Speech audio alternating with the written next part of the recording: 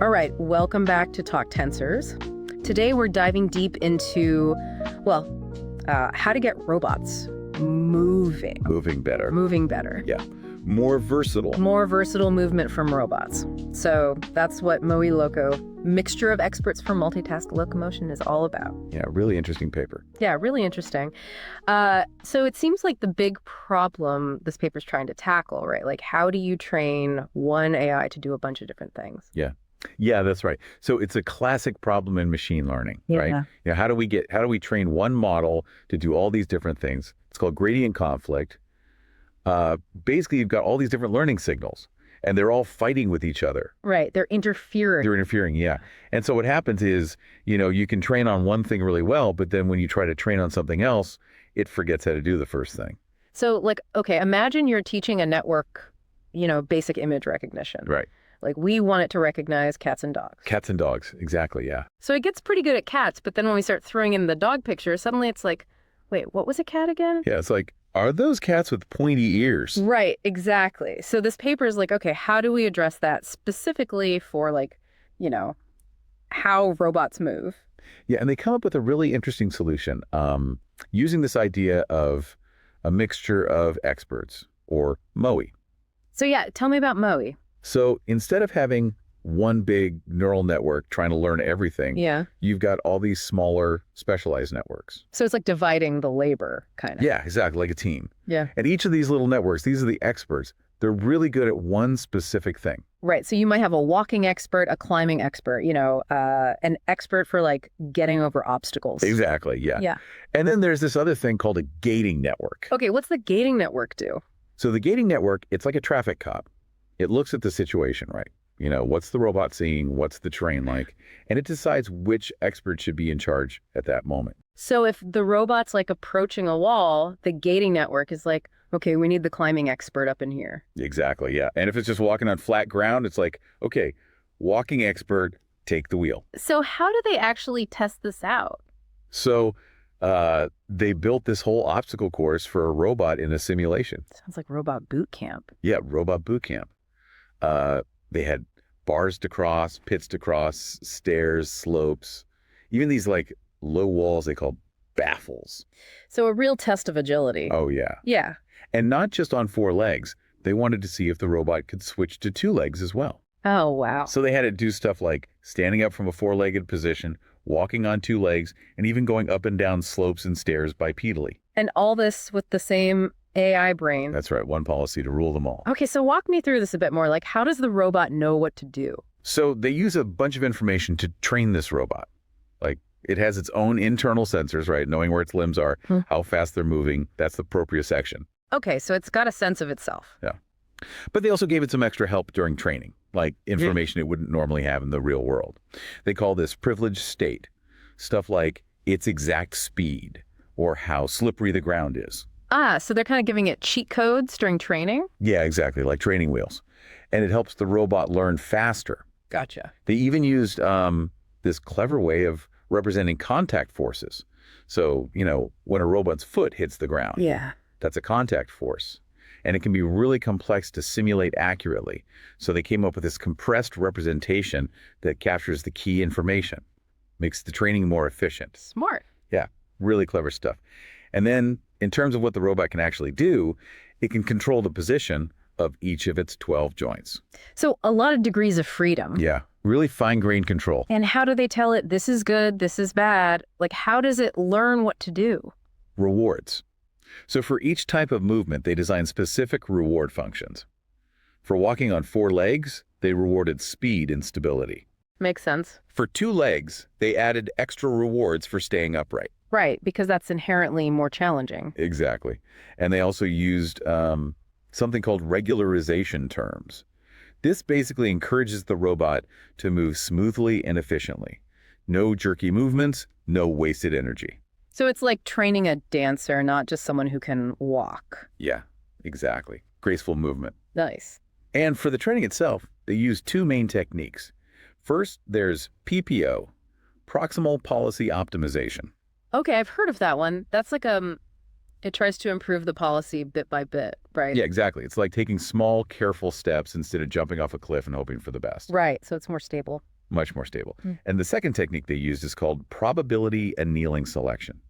That one sounds a bit more complicated. Yeah, this one's all about weaning the robot off those privileged states we talked about. Right, the training wheels. Exactly. So at the beginning, it gets all this extra information. Yeah.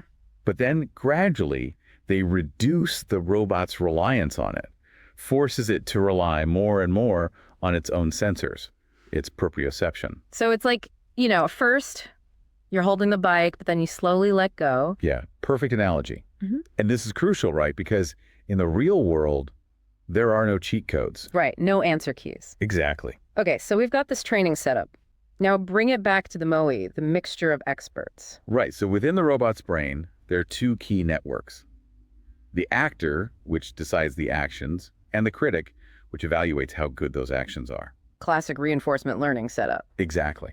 And within both of those, they embedded these MoE modules. Yeah. So each module has that gating network, which looks at what's going on, where's the robot, what's the terrain like, and based on that, it assigns weights to different expert networks. So some experts get more say than others, depending on the situation. Exactly. And the final decision, what the robot actually does, is a blend of all the expert suggestions. Okay, that's pretty cool. Yeah, it is. And the really fascinating part is what happened during training. These different experts, they actually started specializing on their own. Really? Yeah, it was amazing to see. One expert might become really good at balancing. Another one's great at coordinating legs for a specific gait, like trotting. And another one's figuring out how to step over obstacles. Wow. So they weren't pre-programmed for these specific roles. Nope, they figured it out themselves through the learning process. So this specialization just emerged naturally. Exactly. And this leads to some really interesting possibilities, like skill decomposition. Okay, what's that? Well, because the experts have become specialized, you can actually figure out what each one is good at. You can break down the overall behavior into these individual skills. So it's like we can look inside the AI's brain and see what it's learned. In a way, yeah. And then there's skill composition. Which is? So once you know what each expert does, you can actually start messing around with their contributions. Like turning the knobs on each expert. Exactly. You can basically create new behaviors by combining these existing skills in different ways without having to retrain the whole network. So it's like, instead of teaching the robot a whole new dance from scratch, you can just rearrange the steps it already knows. Exactly, and they actually showed this in the paper. They created this weird gribbling gait by combining a balancing expert with a leg crossing expert. A dribbling robot. I've got to see that. Oh, it's in the paper. It's great. All right, I'll check it out. So did this whole MoE thing actually work? Oh, yeah, it did. They tested it out in a simulation environment called Isaac Gym. I've heard of that one. Pretty realistic, right? Yeah, very realistic. And they compared it to a standard policy without MoE and another advanced technique called RMA. And MoE-Loco crushed it. It performed way better across all sorts of metrics, especially when the robot had to switch between all those different tasks. so the standard policy just couldn't keep up. Yeah, it just got confused by all the conflicting signals. But MoE-Loco, with its specialized experts, handled it like a champ. Okay, so it worked in simulation, but what about the real world? So they took their MoE-Loco policy, trained purely in simulation, and put it on a real physical unitary go-to robot. No extra training in the real world. Nope, straight from sim to real. That's bold. And it worked. The robot walked over all sorts of terrain, crossed obstacles, the whole shebang. That's really impressive. It really shows the power of this approach. And what about that gradient conflict they're trying to solve? They actually measured it. They used some mathematical tools to quantify how much the different learning signals were interfering with each other. Yeah. And the results were super clear. MoE-Loco significantly reduced that conflict. So less conflict equals better learning. Exactly. And that's why it performed so well. And when they looked at the training data, it was really clear that the MoE policy was learning more effectively. Like higher rewards, longer training episodes. Yeah, it was more stable, more consistent. So they really showed this MoE thing works. Oh yeah, they did. And they went even further, analyzing how those experts were specializing. They use a visualization technique called TSNE to map the outputs of the gating network onto a 2D space. And guess what? Tasks that needed similar movements, they clustered together. So the gating network was learning to activate the right experts for the right jobs. Exactly. And they showed some specific examples, like one expert focusing on balance, another on specific leg movements. It really helps us understand how this complex system is working. And then they did this really cool experiment where they simulated a three-legged robot. They just added a new expert and froze the others, and the robot adapted, just like that.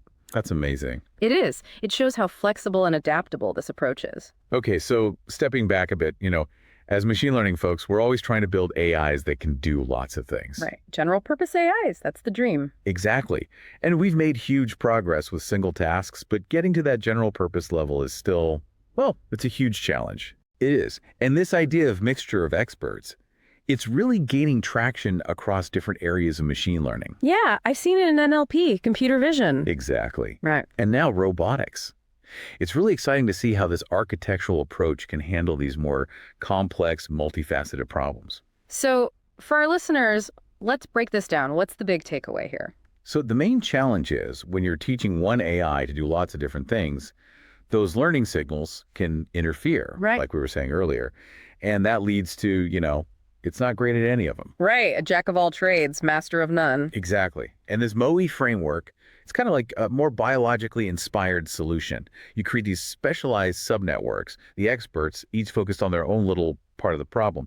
And then you have that gating network, which is like the smart manager, delegating tasks to the right experts. So you avoid that conflict and everyone can learn more effectively. Exactly.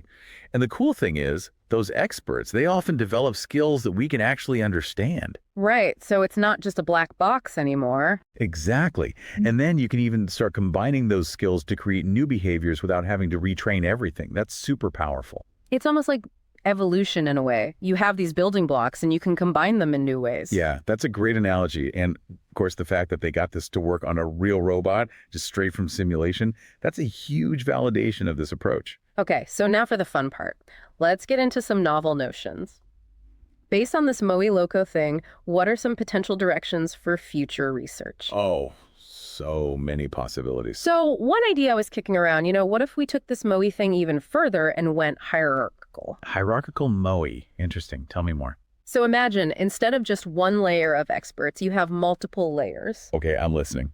At the top, you have experts for really broad categories, like one expert for ground movement, one for aerial movement if our robot could fly, and one for manipulating objects. Oh, okay, so a high-level decision maker. Exactly.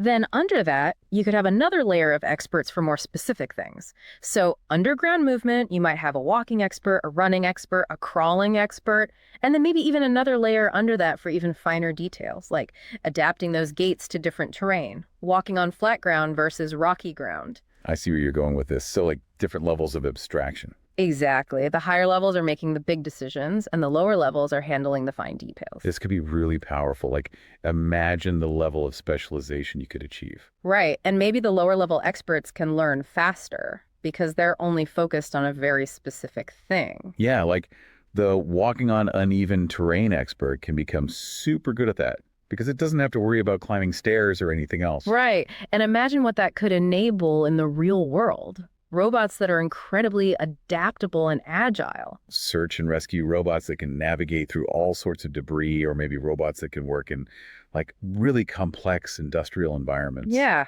really exciting stuff. It is. Okay, here's another thought. What if we threw in a curiosity expert? A curiosity expert. That's a new one. What would that do? So instead of focusing on a specific task, this expert would be driven by novelty. It would be rewarded for finding new things, experiencing new sensations. So it's like the robot's inner explorer. Exactly.